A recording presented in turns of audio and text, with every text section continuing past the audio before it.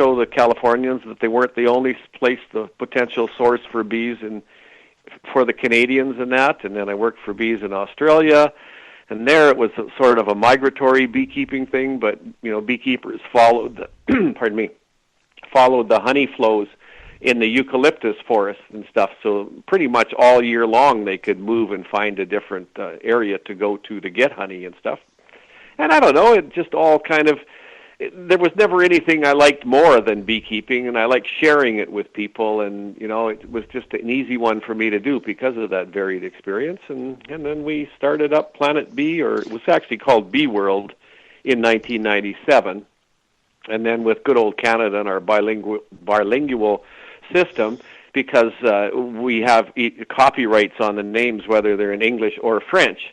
So Canadians were going to get confused, I guess, by Amanda Abeja, which is French for Bee World. That name in French was copyrighted or trademarked, so we couldn't use the one in English because people might get confused with Bee World. Okay. I don't know, my little dig at the system. Yeah. But anyway, we evolved with Planet Bee, and we've never looked back. Yeah, that's right. So. Well, and I like the whole Planet Bee thing, actually, I think is cooler sounding, and I love the logo. The logo I do, too. Is like rocks out loud. That's really cool. Yeah, and then we introduced the new one for our honeymoon mead, which my daughter, I'm proud to say, he designed and worked with that one and made it what it is, and now we have honeymoon meadery at Planet Bee Honey Farms. So yeah, nice. We love the honeymoon aspect of it, like using that in the marketing and stuff like that. And now he's introduced. Did you know that the word honeymoon came from the practice of drinking mead for one cycle of the moon after you were married? And no, I didn't know that. And that's kind of cool. Yeah. So nice. Yeah, so I don't know. It's just it's continued. That was about 5 or 6 years ago that we really started making mead, commercially and selling it. In the years leading up to that, I kind of always wanted to introduce mead because it was just a natural as another value-added product of honey and honeybees. And I thought I needed a whole great big building and another big facility to do it. And then once we kind of got looking at it, and someone said, you know what, that room, if we cut it in half and dedicate that just to mead making, we could do it. And it's been working for us for 6 years now, actually. We built another building and expanded it, but we haven't even moved over there because this one is still working for us. So anyway, we'll be at it for a long time, and yeah, it's been fun and it's been interesting. We're fortunate, for marketing it here, we do have a lot of traffic into our store, eh? And so, this kind of is attracting a different demographics. The people that are out on wine tours and stuff are not necessarily the people buying honey and other health products from the beehive, but we get that perfect opportunity to, introduce each of those demographics to the other side. And it's been good. It's been quite successful. We still sell probably 95% of our product through our own doors here at full retail price too. So that's kind of a nice. That is a very nice thing. Yeah. Mm-hmm. Yeah. Yeah, and I don't know. Hit me with some more questions. I'll probably answer. All right. Better than rambling on. Fine, we will. All right. I always like to know. Had you ever tasted mead before you first started making it? Yes, I sure did. Back in the 70s, mead was available in some of the liquor stores in Alberta, in the other province where I grew up. And I remember buying Ye Ancient Mead. It was in a little jug, a little mead jug. And I bought it a few times. It was quite sweet, but, being that it was made from honey, I was right away hooked on it. And I do remember a couple of hangovers from it that weren't, were memorable, but not in a favorable way. But then it kind of disappeared out of Western Canada, I think, for 15 or 25 years, and then really started, when it came into Eastern Canada, and about 1997, I think, when my daughter, no, it would have been about 2000 or 2002, we made a trip out east to Quebec and Ontario, where we saw quite a few more. And then it was right about then that they started popping up, a few in British Columbia. Like there's a couple on Vancouver Island that would have been the first one, and now there's maybe 5 meaderies in British Columbia, and about 4 or 5 in Alberta, I think, too. Yeah. So they've moved out west. Yeah. They're popping up. There's, I think last I checked that I have on my list somewhere north of 40 or 50 meaderies in Canada proper. The whole country. Oh yeah. Which is doing really Okay, well. I yeah. mean, and that's up from when it got started. There was maybe, I don't know, 10. I mean, you guys. I think you guys kind of started building a little quicker than we did, just because you already had the honey going on. Yeah, that's probably true. That gave us a bit of an edge in getting it out there and stuff. And well, with the Canadian regulations, you can't get away from making the honey unless you go through as being a winemaker, right? Yeah, with a commercial license and that, then you're taxed a lot more. Yeah.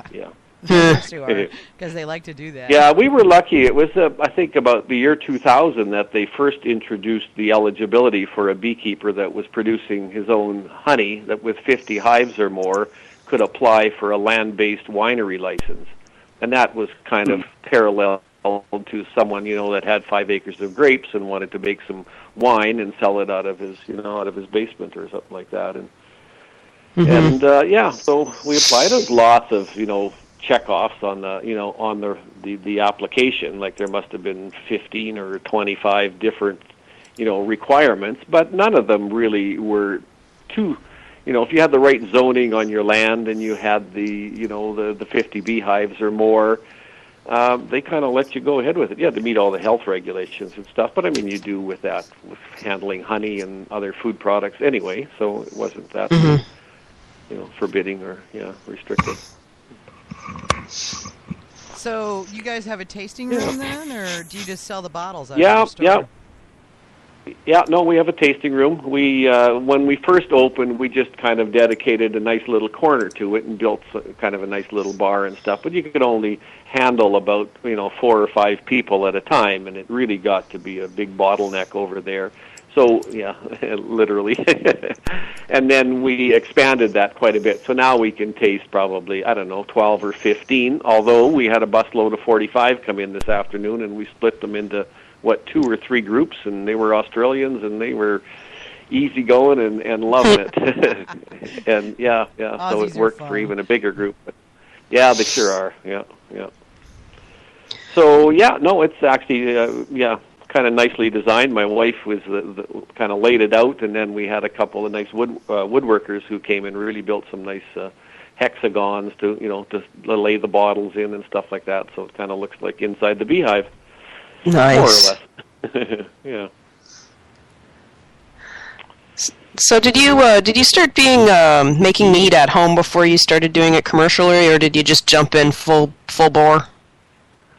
I had when I first set up in Armstrong in '97, I had a good friend who moved up from North Vancouver into Enderby, which was just up the road, maybe 15-minute drive, and he started up a U-brew business, and he had a chemistry background, and he'd always made wines all of his life, sort of thing, and we started making a few meads in his little, in carboys in his back room there.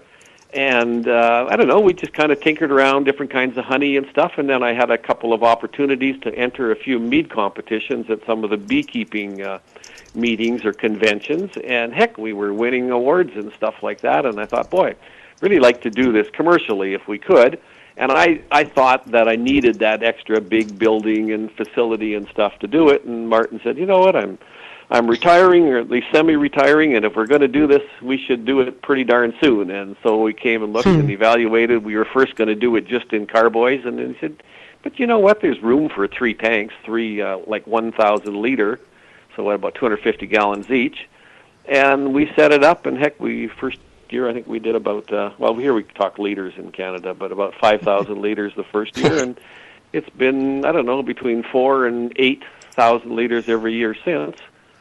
Pretty close. I think we'll hit 10,000 probably in the next year. So it's and that once we started making it, and like I described earlier, how we had the people coming here, it was we were lucky we didn't have that big setback of trying to get that stuff sold now and get people introduced to it, or at least not as bad as it might have been without the store already established. But the story of bees in the last 6, 7, 8 years since that colony collapse disorder was first mentioned, and there's always been a growing awareness and a trend towards natural, and honey as a sweetener being the favored one, and just something about a drink made from honey. Although definitely the biggest challenge that we seem to be faced with is people thinking it's going to be really super sweet. And they said, are saying that, oh, I tried that, it was just too sweet for me and stuff. And so right away we decided that, 80% of our meads were going to be not that super sweet. So we, opened up their mind to a different kind of a impression, and I think it's worked favorably for us, yeah. Nice. Yeah, that seems to be kind of a universal, problem that people face is, oh yeah, I had that, it was like super sweet. Yeah, well, yeah, and you've had sweet wines, right? Well, there's also dry things, and here. Grape juice is sweet, right? Grape juice is sweet, but are all wines sweet? Exactly. That's usually the answer I give them is, and just like wine, there's sweet and there's dry, so, would you like to try a dry one? So, how, I know you guys, excuse me, started out as a honey business, so how many hives are you guys fielding now, and are you using all of your own honey, or are you pulling honey from other sources? Well, we do get honey. I mean, in our store, we certainly sell a lot more than just our own. We're up to about, I think, 350 or 400 hives, and it just got to be too much for me personally to be doing all the beekeeping and stuff, so I found a fellow that was keen to kind of work into the bees, and he's doing it all for us now, and get all of the honey that he produces.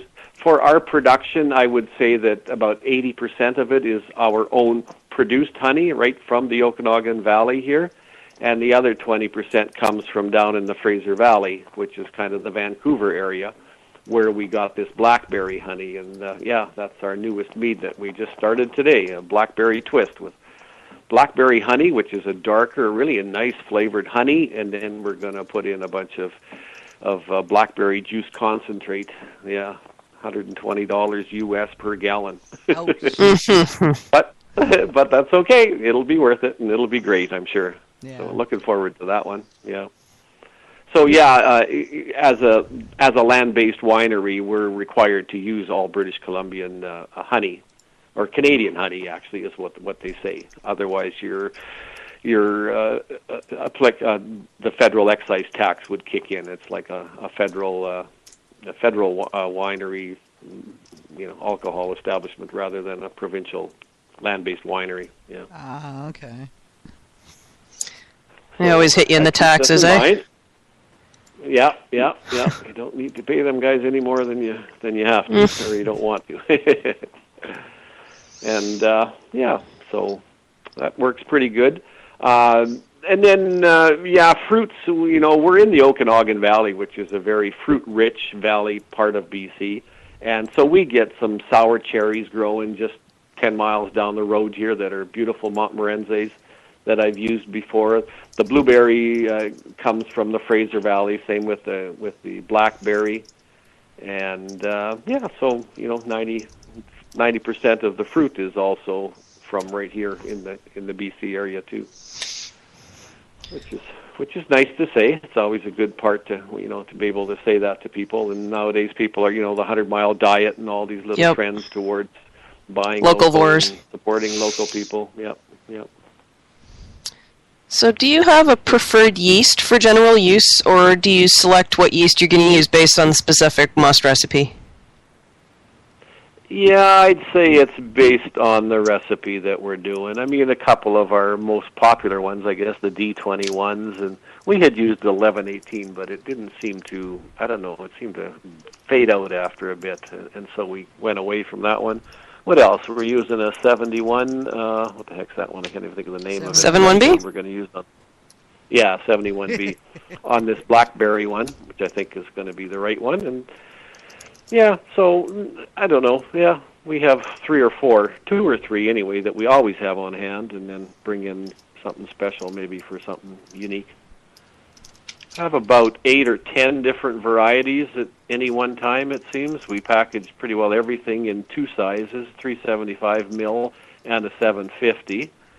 And it seems like we sell